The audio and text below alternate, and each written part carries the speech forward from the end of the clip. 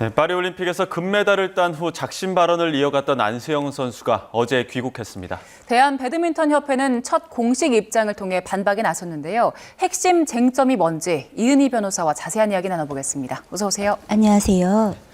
일단 귀국하기 전에 파리에서는 한국 가면은 다 이야기하겠다 이렇게 이야기를 하기도 했었는데 어제 귀국하고 나서는 말을 좀 아끼는 듯한 모습이 있었습니다. 일단 그 모습 먼저 보고 오시겠습니다. 일단 제가 드리고 싶은 말씀은 저는 정말 싸우려고 하는 의도가 아니라 저는 정말 운동에만 전념하고픈 그런 마음을 호소하고 싶은 마음에 그렇게 이해해달라는 마음으로 말씀을 드린 거고요. 제가 여기서 이제 막 도착을 했는데 아직 제가 협회랑도 이야기한 게 없고 또 팀이랑도 아직 상의된 게 없어서 더 자세한 거는 제가 상의한 후에 말씀드리도록 하겠습니다. 네, 여러 이야기들이 있긴 있었는데 지금 안세영 선수 이야기 어떻게 들으셨습니까? 파리에서 비행기를 타기 전까지는 6일에 있었던 이제 기자회견, 대한체육회가 하는 이제 그 기자회견에 본인의 의도와 상관없이 참석하지 못했다라는 입장을 밝히면서 귀국하면 이제 다르게 입장을 또 이제 밝힐 것처럼 이야기를 했었단 말이죠. 예. 그런데 이제 오면서 이제 어떤 여러 가지 조율이 좀 있었던 것 같고 그게 이제 뭐 내부 팀하고의 뭐 조율이든 아니면 그 배드민턴 협회 측하고의 어떤 이야기든 그런 부분들 때문에 좀 말을 아끼는 입장이 아닌가. 그리고 선수 입장에선 충분히 이해가 되는 게 예. 고충은 컸을 거고 이야기를 했는데 마치 이제 이게 대결 구도처럼 비춰지면서 상당한 또 압박이 있지 않을까 심리적으로는 그런 생각이 듭니다. 예. 그래서 일단 싸우려는 의도가 아니다라고 강조를 했고요. 안세영 선수보다 먼저 귀국한 김태규 대한배드민턴협회장은 안세영 선수의 갈등을 부인했는데요. 이야기 듣고 오겠습니다. 마음적으로는 가슴이 아프고 사실 협회에서 무슨 잘못을 많이 한 것처럼 비춰지는데 좀 보도자료를 한번 보시면 거기서 이해하실 부분이 많을 거예요. 어제 그 단체에 대해서 들여다보겠다라고. 그렇게 보시는 게 좋죠. 모든 협회가 다 잘하고 있다고 볼 수는 없잖아요. 저는 갈등이 있은 적이 없어요. 회장님과 말고 네. 협회 측과. 제가 협회장인데 협회 측이면 저지 다른 사람이 있겠어요? 그러니까 갈등이 있은 적 없고요. 제대로 다 선수 생활을 했고 오진 났던 부분에 대해서만 제가 한번 파악을 해서 네, 김태규 협회장 갈등이 있던 적이 없다. 그리고 보도자료 보면 어떤 건지 이해가 될 것이다 이런 얘기를 했는데 오후에 보도자료 보셨죠? 네. 예, 어떻게 이해하셨습니까? 보도자료에 보면 이제 그간 뭐 이제 그 진료 기록이라든가 아니면 이제 안세영 선수와 이제 그 협회장하고 뭐 나눈 카카오톡 뭐 이런 대화 내역 네. 같은 것들이 이제 함께 제시가 되고는 있습니다. 그런데 한 가지는 분명한 게 어쨌든 선수 입장에서는 어떤 이렇게 말할 수밖에 없었던 고충과 애환이 있기는 했던 거예요.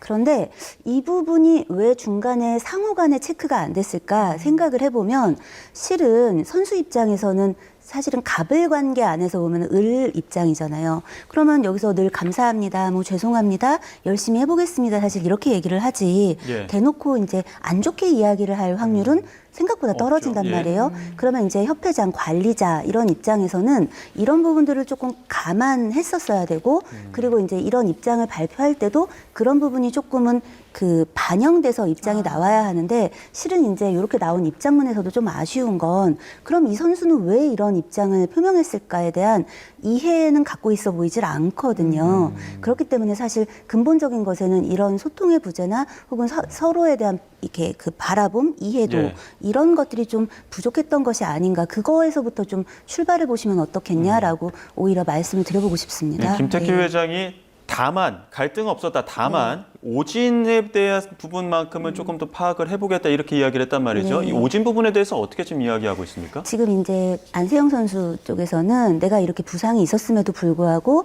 그 대표 선수로 나가가지고 이제 선수로서 이 경기를 뛰어야 한다라는 압박이 있었다. 그래서 나는 이렇게 어려운 속에서도 경기를 좀 무리하게 진행했어야 됐다. 이런 입장인 것이고요. 협회 측에서는 아니다. 안세영 선수가 이제 개인적으로 MRI를 찍어왔고 예. 그 MRI를 판독하러 이제 코칭과 같이 가가지고 이제 이야기를 들었고 그렇게 진행이 됐는데 왜 이렇게 이야기하는지 모르겠다라는 입장인 거예요. 그런데 이제 우리가 보면 일반인들도 어디가 아파서 진단을 받았을 때 뭐 이제 병원에서 한 2주에서 3주 정도 뭐 이 재활치료를 하면 나으실 겁니다. 이렇게 얘기를 해도 예. 그게 꼭 낫는 건 아니잖아요. 그럼요. 그런데 이제 심각한 부상이 있었고 2주 정도 절대 안정을 전제로 하는 재활에 대한 이제 가이드라인이 있었으니까 그 부분에 대해서 좀 더 지속적으로 면밀한 추적 관찰하면서 좀 점검하고 했어야 되는데 뭔가 그런 부분들이 빠져 있었던 게 아닌가.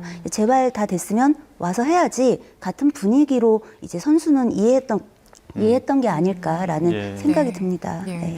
그리고 어제 그 반박 자료 통해서 안세영 선수랑 또 김학균 감독이 나눈 카카오톡 내용도 네. 공개를 했잖아요.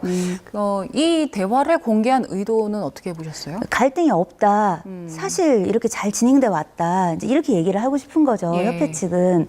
그런데 이제 좀 전에도 말씀을 드렸지만 저희가 이제 뭐 직장 내 괴롭힘 뭐 혹은 이제 성폭력, 직장 내 성희롱 이런 사건들을 쭉 진행하다 보면 갑을 관계에 있는 사람들의 대화 구조를 보게 돼요. 예. 전혀 사안은 다르지만 예.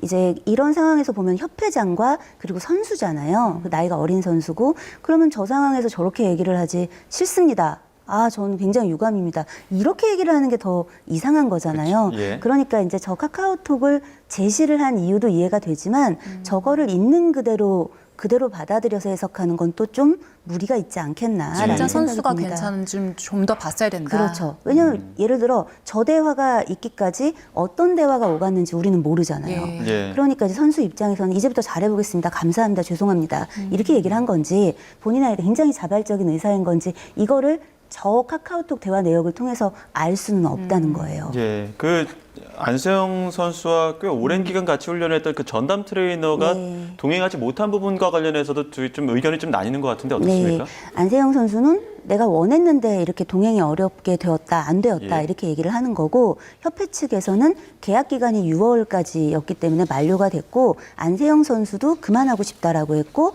코치 측에서도 트레이너 측에서도 그만하고 싶다라고 얘기를 해서 그걸 그대로 반영했다라는 거예요. 이 부분은 추후 좀 확인이 필요한 부분으로 보입니다. 예. 네. 이제 앞으로 진상 조사를 진행해서 네. 조금 더 명확하게 이 상황 자체를 밝혀내야 하겠지만 중요한 건 이제 앞으로 대한 배드민턴 협회와 안세영 선수가 같이 갈 수 있을 것이냐 이 부분이잖아요. 만약에 안세영 선수가 협회를 떠난다고 하더라도 개별적으로 국제대회 나갈 수 있는 겁니까? 현재 사실 규정상? 나갈 수는 있는데 그 규정에 따르면 시간이 걸립니다.